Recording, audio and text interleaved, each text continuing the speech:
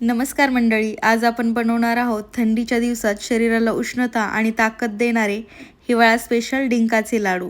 तर त्यासाठी लागणारे साहित्य आहे 2 वाटी खोबरं, 2 वाटी मखाणे, 2 वाटी खारकेची पावडर, 1.5 वाटी गूळ, अर्धी वाटी मनुके, अर्धी वाटी बदाम, अर्धी वाटी चारोळी, त्याचबरोबर अर्धी वाटी डिंक, अर्धी वाटी काजू, 1 वाटी गव्हाचं पीठ, अर्धी वाटी साजूक तूप, 2 चमचे खसखस आणि थोडेसे सुके अंजीर.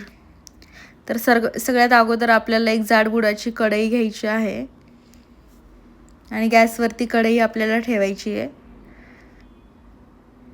तर कढई गरम झाली की त्यामध्ये आपल्याला सर्वात अगोदर खसखस भाजून घ्यायची आहे. हलकीशी खसखस भाजून घ्यायची आहे आपल्याला. आणि यामध्ये ड्रायफ्रूट्स तुम्ही तुमच्या आवडीनुसार कमी किंवा जास्त करू शकता. तर आता खसखस आपली भाजून झाली आहे, एका प्लेटमध्ये काढून घ्यायची आहे. खसखस भाजून झाली की आपल्याला त्यामध्ये घालायचं आहे किसलेलं खोबरं आणि त्याला पण आपल्याला भाजून घ्यायचं आहे. तर खोबरं छान आपल्याला भाजून घ्यायचं आहे, म्हणजे लाडू जे आहेत ते आपले जास्त दिवस टिकतील. तर छान खोबरं भाजून झालं की आपल्याला ते पण काढून घ्यायचं आहे प्लेटमध्ये. आणि खोबरं आपल्याला कोरडंच भाजायचं आहे. आता घालायचं आहे याच्यामध्ये कढईमध्ये तूप आणि तूप घालून आपल्याला त्यामध्ये मखाणे भाजून घ्यायचे आहेत. थोडंसं तूप घालून मखाणे आपल्याला हलके हलके भाजून घ्यायचे आहेत.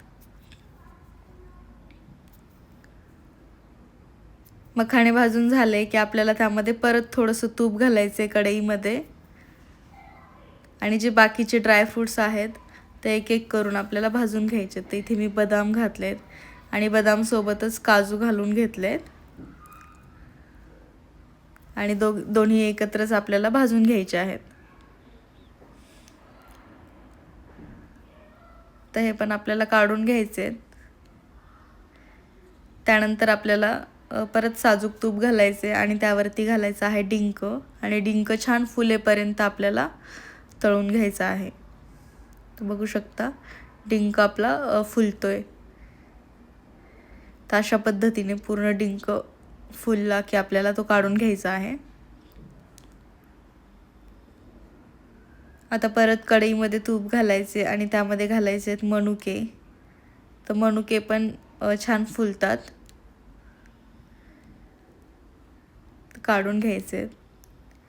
त्यानंतर घालायचे आपल्याला चारोळी आणि सर्व जे जिन्नस आहेत ते आपल्याला हलक्या रंगावरतीच भाजून घ्यायचे आहेत. तर चारोळी पण भाजून झाली की ती काढून घ्यायची आपल्याला. आता परत थोडंसं तूप घालून आपल्याला घालायचे आहे ड्राय अंजीर आणि ते पण व्यवस्थित भाजून घ्यायचे. आता याला काढून घ्यायचं आहे आपल्याला. तर यानंतर परत कढईमध्ये थोडंसं साजूक तूप घालायचं आहे आपल्याला आणि यामध्ये घालायची आहे खारकीची पावडर. तर खारकीची पावडर मी विकत आणली होती मार्केटमधनं. त्याऐवजी तुम्ही घरी खारका आणून पण त्याची पावडर करू शकता. तर ही खारकीची पावडर पण आपल्याला छान भाजून घ्यायची आहे आणि काढून घ्यायची प्लेटमध्ये. तर सर्वात शेवटी आपल्याला कढईमध्ये थोडंसं तूप घालायचं आहे आणि त्यामध्ये आपल्याला जे गव्हाचं पीठ आहे ते घालायचे. तर गव्हाचं पीठ जे आहे ते ऑप्शनल आहे, तुम्ही स्किपही करू शकता किंवा उपवासासाठी वगैरे पाहिजे असतील लाडू तर त्याऐवजी शिंगाड्याचं पीठ पण वापरू शकता. तर आता हे गव्हाचं पीठ जे आहे ते आपल्याला छानपैकी भाजून घ्यायचं आहे आणि छान सोनेरी रंगावरती भाजून घ्यायचं आहे आपल्याला. तर बघू शकता गव्हाचं पीठ पण छान भाजून झालं आहे. आता ते पण एका प्लेटमध्ये काढून घ्यायचं आहे. तर इथे मी सगळे जिन्नस जे आहेत ते एकाच प्लेटमध्ये काढून घेतलेत आणि मी ते सोबतच मिक्स करून मिक्सरला फिरवणार आहे, म्हणजे ते चांगले एकजीव होतील. तर अशा पद्धतीने सर्व मिश्रण मी एकत्र केलेलं आहे आणि हे थंड झालं की याला मिक्सरमध्ये काढून घ्यायचं आहे आपल्याला. आणि खूप जास्त बारीक पण पावडर करायची नाही आहे, थोडीशी जाडसर अशी पावडर आपल्याला करून घ्यायची आहे.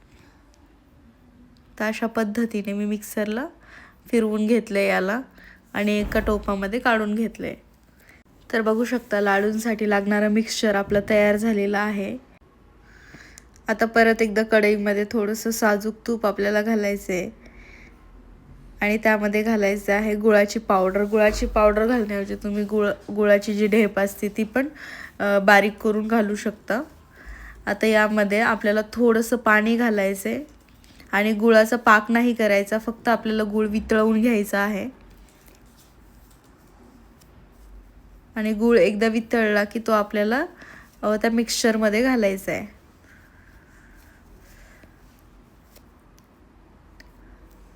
तर बघू शकता अशा पद्धतीने वितळलेला गूळ मिक्सचरमध्ये टाकलेला आहे आणि याला व्यवस्थित आपल्याला मिक्स करून घ्यायचं आहे.